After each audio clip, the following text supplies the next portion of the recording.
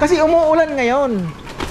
Sabi niya, magparonda ka ng umuulan para masanay sa ulan. Oo nga naman. Oh, lipad kayo kahit umuulan. Oh, ronda kayo. Oh, sige na. Let's go. Let's go.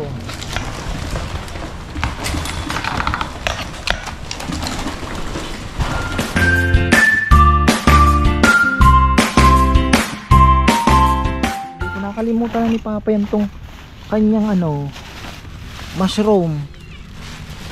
Aro, lalo. Ayun. Wala. Palpek. So ayan, marami pong salamat mga farmer. At dito na naman tayo sa pigeon natin, pigeon loft. Ayan, thank you. At na-assemble ko yung aking drum seeder. Ayan. Umuulan na. Opla. Sipol time. Ay, brown out nga pala. Sorry, brown out pa rin pala mga farmer. Naku, wala tayong tubig. Patay. Ayun lang. Magpapakain tayo ng walang tubig. Sabi ni Mr. Policarpio, gusto mong gumaling sa smash ang kalapati mo, magpaparonda ka, mainit. Parondahin mo na umuulan. Kasi umuulan ngayon. Sabi niya, magparonda ka ng umuulan para masanay sa ulan. Oo nga naman. Oh, lipad kayo kahit umuulan. Oh, ronda kayo. Oh, sige na. Let's go. Let's go. Di ba? Oh. Nasaan na ba itong mga to? Hoy, kayong mababait. Labas, labas. Labas. Wey. Tubig pa naman sila. Sige. Ronda kayo, ronda. Nasaan na? Where are they? Maambon kasi, ayan mga farmer hindi ako nagpapatubig pa ng kasi sayang din ang diesel Kakain ng 1,000. Ayun na Kakain ng 1,000. Di ba? Tapos uulan naman pala ng sunod-sunod. Aapaw din ang fish pan natin. So taste na lang muna. Tingnan na lang natin. Ay, ano to?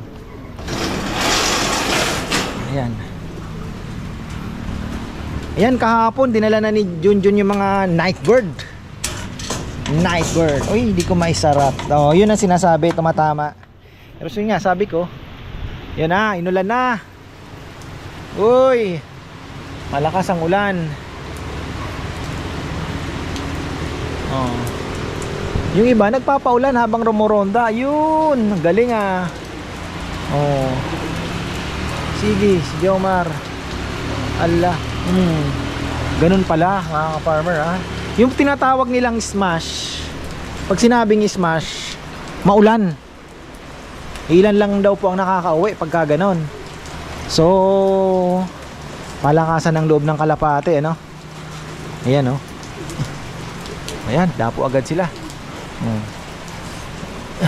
Pero kung healthy yung kalapate nyo, namumulbos po yan na tinatawag.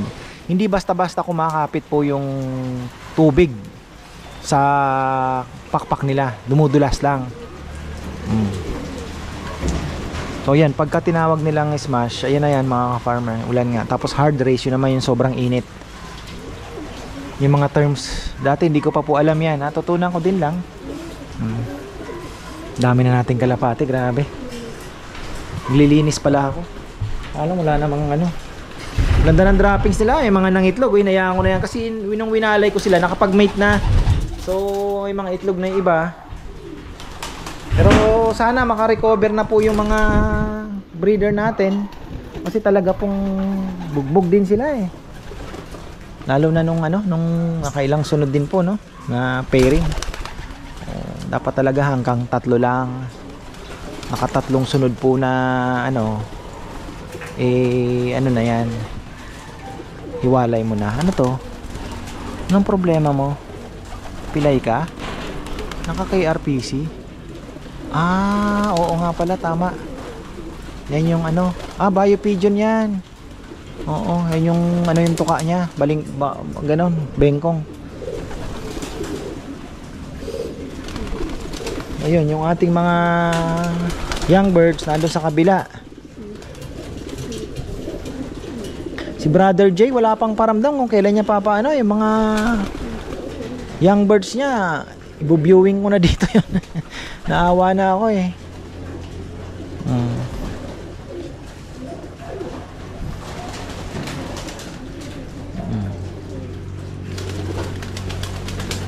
Yan.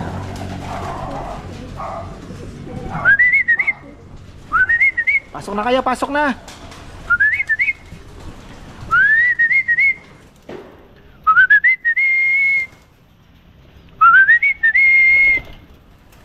Papasukan na yan. Pakain na muna tayo. Yung mga tubig pa naman. So bukas walang tubig ngayon ano.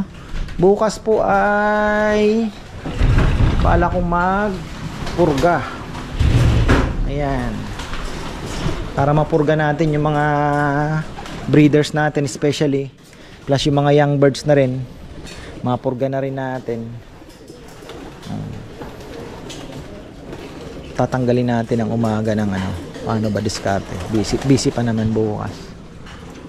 Magawa natin ang paraan yan. Pasok na kagad sila oh.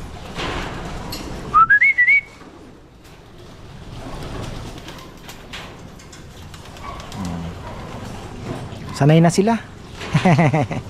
Galing ah. Sanay na sila. Kaninang umaga, meron doon sa bubong namin na nakatambay. Sabi ko, wala akong nakikitang kalapati ko na natambay doon. Magpapahinga lang, pero minutes lang po aalis na. Pero magtambay ng matagal, hindi gawi po ng kalapati. Dito sila tumatambay, ayan, dyan dito sa landing board. Pero para tumambay po doon sa bubungan namin, hindi talaga. Sanay na sila oh.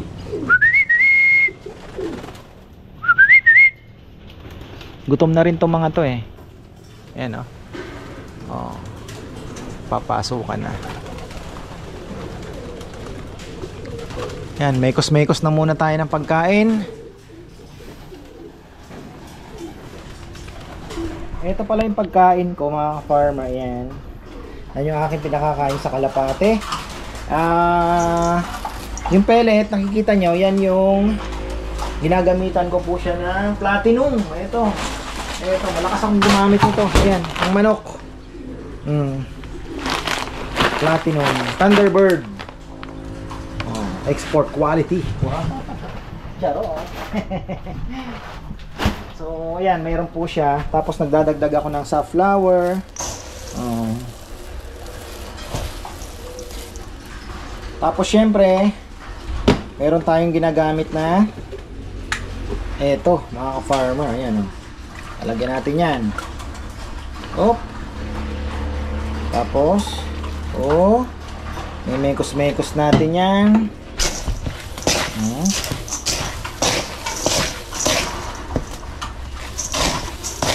Tapos lalagyan natin ng binigay ni Brother Jonathan de Belen. Salubong niya sa akin. Sa kalapate. Ayan. Eto. Ayan. Social yan mga farmer ha? Social yan, social.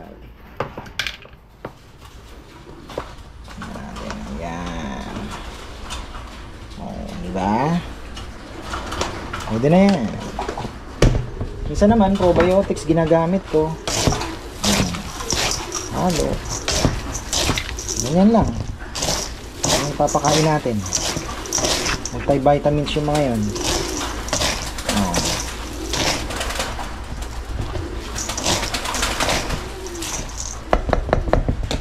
Okay. Ito, maganda po ito sa balahibo. Kaya hindi ako nawawala na yun. Meron na kaagad akong reserba. Ayan. Diba? Mamaya na kayo kumain ha. Ito yung sinasabi ko, gusto ko na ilipat.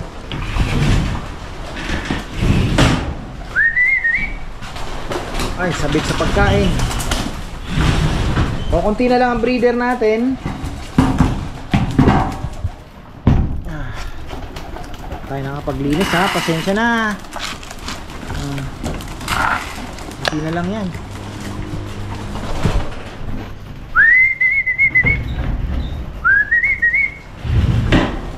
Ay, mamaya na tayo maglilinis pagka tapos kumain. Ganda sana may ilaw na para makapagkaskas na. Huwag na kayo mahiya kay Papa. Araw-araw tayo nagkikita eh. Halos eh. Hiya pa kayo sa akin. Oh.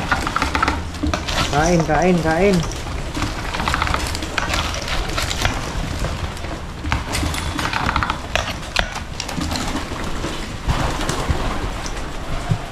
Ganda ng ano, blue bar. Ganda ng blue bar.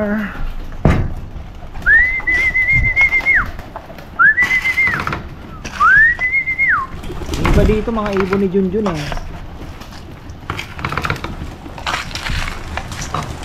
Ito atin ba to? Ito yung dilawang singsing. Ano yan? Dagit. Di na umalis. Ay hindi, atin pala yan. Kay ano yan? Kay Randy. Farmer Randy Meneses.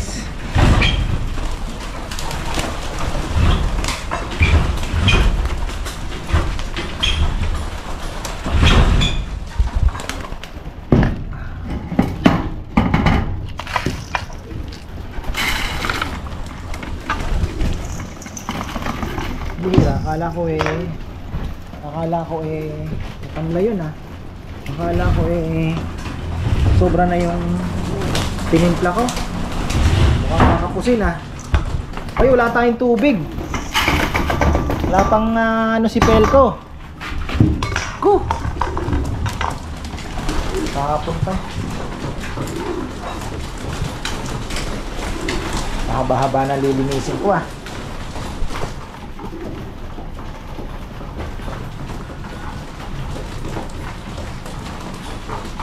Dapat pala pinakaskas ko kay Gongkong kanina.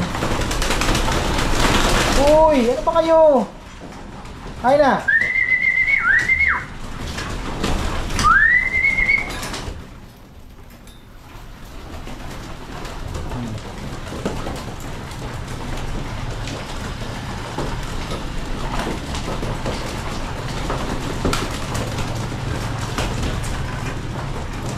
Ganda ng grizzle natin.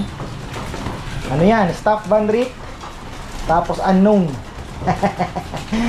Nanay niya grizzle din. Unknown. Nabili ko. Pinaris ko na sa Stuffed Van Riet natin.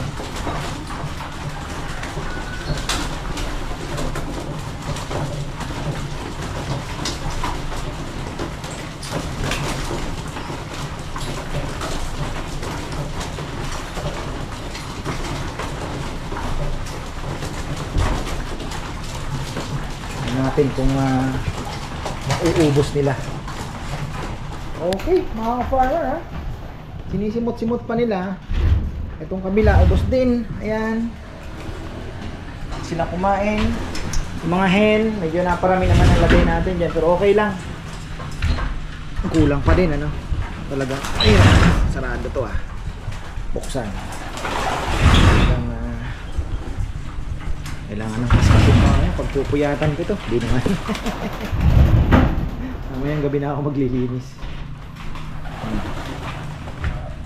Ubos din. Ubos din. Dapat tayo ng konti.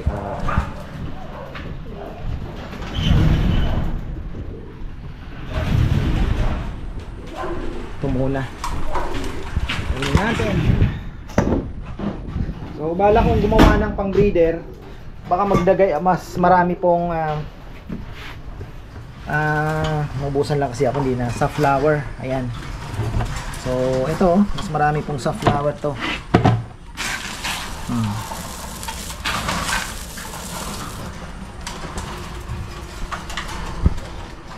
Exactly 30 minutes of my life ang inubos natin mga farmer sa pagkakaskas. Ayan, 30 minutes. Okay na rin. Walis. Ayan, flooring lang, flooring.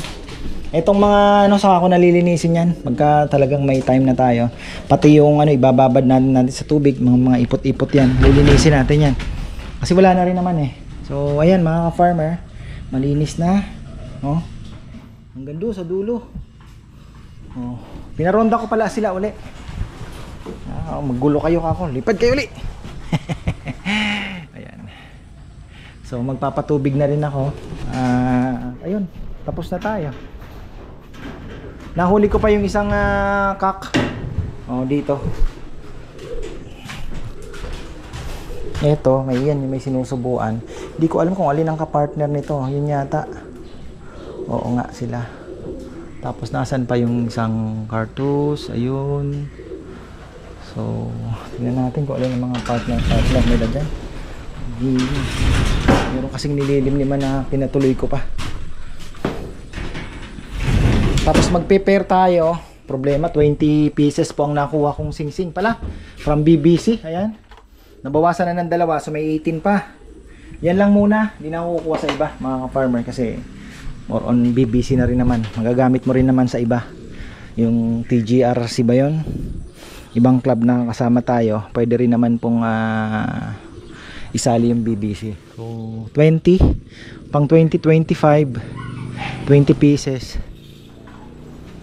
Pwede na siguro yan. Ipiliin na kasi natin kung alin talaga yung mga ibibreed.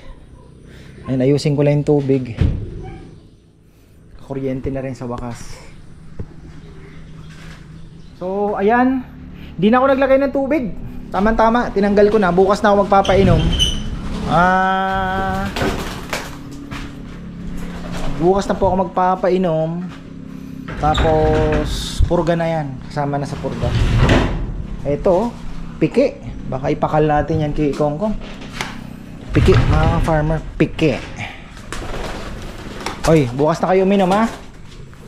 Wala naman sigurong ma-disgrasya sa mga yan. Ganyan talaga pag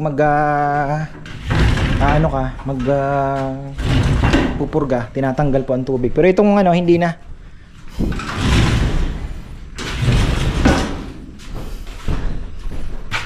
Ayan, may ilaw dito. So ayan mga ka-farmer, hanggang dito na lang po at kapag linis din sa wakas. 30 minutes din lang.